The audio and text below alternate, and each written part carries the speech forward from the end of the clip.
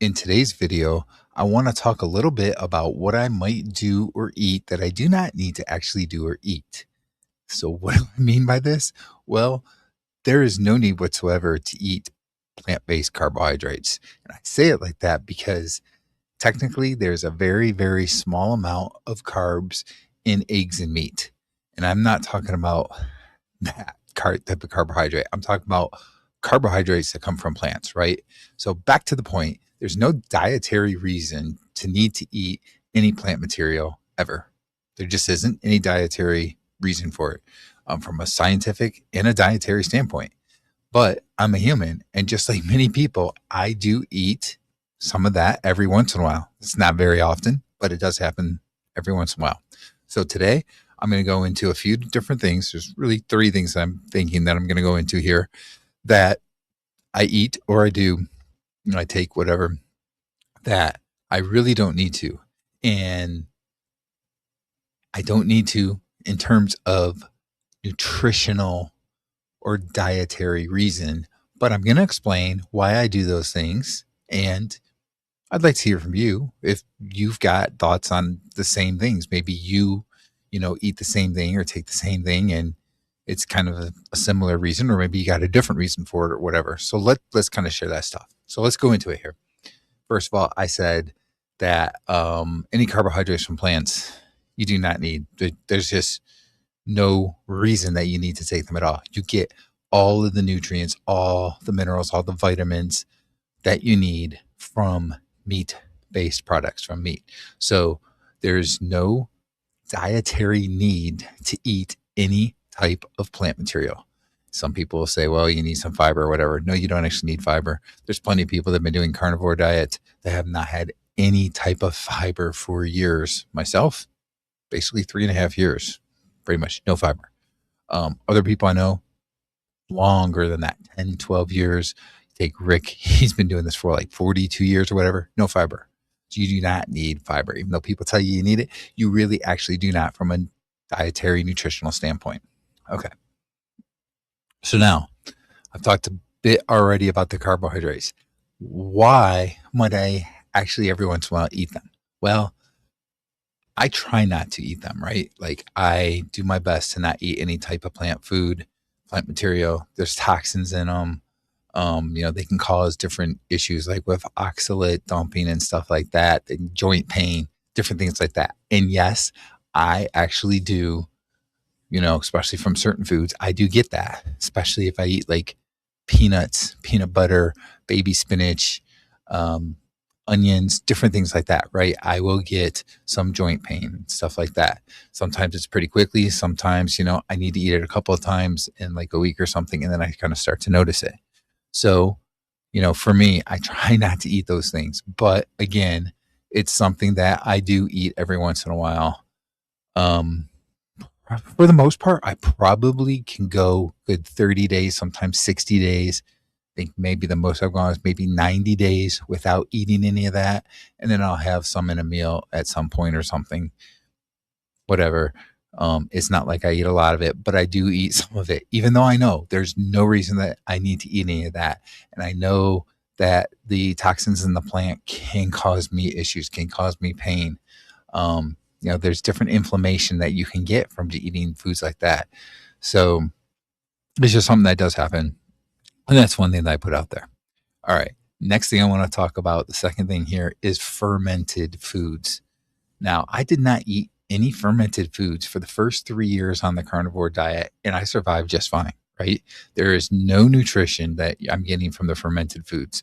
There's no minerals, vitamins, etc., that I'm getting from those foods that I cannot get from eating meat itself. So the sole purpose for me of eating fermented foods is for the gut microbiome. So fermented foods, first of all, you need to understand there's a lot of them are dairy based. So they kind of fit in carnivore anyway, but there are some that come from vegetables and stuff. You can ferment vegetables. Let's say like cabbage, for instance, becomes sauerkraut when you ferment it, right? A lot of times you can make that. The thing you need to understand is the plant toxins are taken out of that. So you don't have those issues, the oxalates, all that kind of stuff, right? The other thing is that it takes out most, if not all, of the carbohydrate from that food when you have it as fermented food. So it's a little bit different than saying, oh, you're just eating carbs, or plant material, whatever, if you eat like sauerkraut or something like that. It's a little bit different. You're not really eating the carbohydrate from it. You're not eating the bad stuff from it. Okay. When the food is fermented, it it has these live cultures, these live and active cultures, which you can find on the products. Um, those are the things that are like bacteria that forms on it from during the fermentation process, and that is good for your gut health. Now, the reason why I am doing that, when you can say, hundreds of years ago people didn't do that, and that's exactly it. Like back hundreds of years ago, they were getting it in their drinking water. If they were drinking out of a stream or whatever, they were getting those good microbes, right? The good bacteria. If they were eating their meat or whatever, there might have been bacteria in it, and we don't have that in today's society here. We're eating meat that we're getting at the store that isn't going to have any of that bacteria. You're getting water that a lot of times is just, it's been treated so that there's no bacteria to it or whatever. So you're getting this stuff from your fermented foods. That's the only reason why I eat the fermented foods. For me, it's just a little bit there that I dip my meat in and then I eat the meat. Now, I can say this. You don't even have to necessarily have like the sauerkraut. You can just use the liquid from the sauerkraut. Gary Mann talked about this actually on Homestead How more recently. I've been doing the fermented foods now for about 7 months or so, 7, 8 months. And that is one thing you can do. I usually have a little bit of the sauerkraut actually in there, not just the juice, but it is mostly a liquid that I'm using to, dip my steak or my, whatever it is, my chicken, burger patty, whatever in it. And that's all I'm getting. That's what I'm getting with my fermented foods. So that's why number 2 was fermented foods and why I would eat those, even though I don't really need to, right? From a dietary standpoint, there's no reason that you need to do it. Okay. Third thing is not necessarily a food that I'm doing, but it is something that I am taking. And these are cereal products that are Stem Enhance Ultra, which you can kind of see right here. Okay, Stem Enhance Ultra, Plasma Flow, and Cyactive are the main 3 here. So Plasma Flow, Cyactive. Okay. Now, Cyactive, I typically don't take. I will say that, like, if I have a reason that I think that there's a little bit more inflammation in my body, then I'll take it. So this past summer, so 6, 7 months ago, I had an issue where antibiotics kind of caused me to have some problems with my gut and cause some inflammation in my body. I did take the Cyactive for a month then to kind of help things out. But the Stem Enhance Ultra and the Plasma Flow, I do take. Now, again, there's no dietary reason for this. There's no nutritional, benefit, okay, from this. You get everything you need from the carnivore diet. The reason why I take these things, the Plasma Flow here, okay, it helps support circulation, good circulation, right? So your circulation support of, your blood vessels and so forth, okay? Stem Enhance Ultra. This helps with your stem cells, and they go around to different parts of your body through those vessels, those blood vessels, right? So you get the good circulation and you get the Stem Enhance Ultra going at the same time. Now, something I forgot to mention that I want to talk about really quickly here is that Cerule products are the only products that I'm actually promoting, that I actually promote. I don't promote anything else because I just don't feel strongly about anything else. And I'm not out there trying to just promote things to make money and so forth.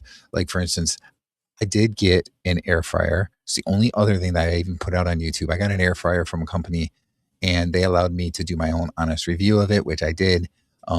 And other than in that video where I put the link for that, I don't even really promote it or anything. And I could get a kickback if I got people to use my link and to sell. And that's the only other thing other than Cerule, these products from Cerule that I do promote. And again, I only promote them because I completely believe in them. And, you know, I'm not really promoting anything else because there's nothing else that I have found that I truly feel that I would promote. And trust me, I get emails a lot from different people that want, different companies, I should say, that want me to promote their product or whatever. And I just don't do it. So keep that in mind. It's not that I'm really doing like a sales pitch here. If you don't want those products, that's fine. If you do, it's the link here, wick.cerule.com. You can at least look into it or whatever. And that's perfectly fine. Now, what does Stem Enhance Ultra do? It actually allows your stem cells that as you get older, some of them start to get stuck in your body. They don't really go, they don't move out throughout your body to the places that need help, need repair. Stem Enhance Ultra allows those to get unstuck, and then they go out into the different parts of your body. They attack cells, not necessarily attack cells, but they attach to cells, I guess I should say, and they can either repair those cells or just create new cells to replace those cells in your body. Okay. Now, examples. I had a problem with shoulder. Okay. I hurt my shoulder years ago, 7, 8 years ago or more at this point. And I couldn't really lift my shoulder very high. After about a year or so doing carnivore diet, it was better. It still was kind of sore though, and so forth. I then started taking Stem Enhance Ultra, and it did wonders. Like, I have no issues now going up really high, no shoulder pain, anything, no issues with it. And here's the thing. Yes, people will say to me, well, you know what? Carnivore helps with repair, healing, that kind of stuff. And yes, you're right. But what carnivore can't do is get more of those stem cells released throughout your body. Okay. So carnivore is going to help with getting rid of inflammation. And that's one of the reasons why I don't really take Cyactive, because I think that my inflammation is a good point, but it's not going to help those stem cells as much. And if you are able to do carnivore and take Stem Enhance Ultra, I personally believe that it makes a big, big difference in terms of your stem cells and getting more of the stem cells out there and repairing your body. And if you're somebody that you'll say you're doing carnivore and you're still having some issues with an old injury or whatever it is, then the Stem Enhance Ultra might be that extra boost that you need, because it's basically like carnivore doubled basically, or tripled, right? Because you're now also helping with those stem cells, releasing more and more stem of your own stem cells throughout your body and so forth, and repairing damaged cells and so forth. So that's what I do. That's the third thing that I wanted to talk about was Stem Enhance Ultra, Plasma Flow, and Cyactive. And again, it's not something I have to take. It's not something for a dietary or nutritional type of thing. But for me, I really see the benefit, and it's something that I do. So that kind of explains a little bit of 3 things that I do. The one thing out of those 3 that probably is not a good idea is when I do have carbohydrates from plant material every once in a while.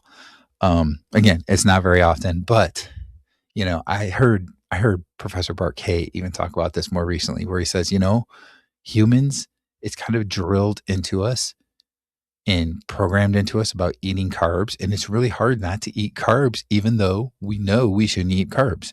Like most of us out here that are doing carnivore or trying to do carnivore, we know that we have no reason to eat that plant material, the carbohydrate from plants. There's just no reason for it. There's no dietary benefit that you're not already getting from the meat. But it's very hard not to do that.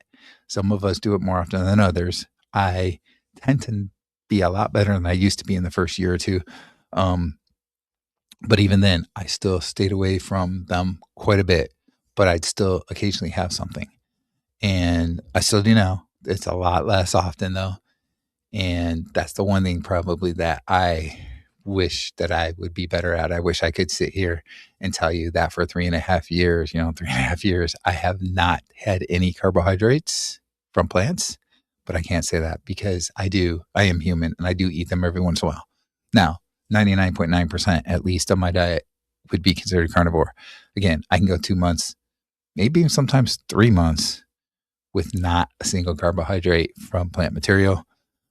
It's just something that happens every once in a while. So those are the three things. Would like to hear from you. Do you have any of those things or anything else that you know isn't really something that you need from a dietary standpoint, nutritional standpoint, but you do it anyway? Or you eat it, you take it, whatever it is? I'd like to hear from you in the comments down below.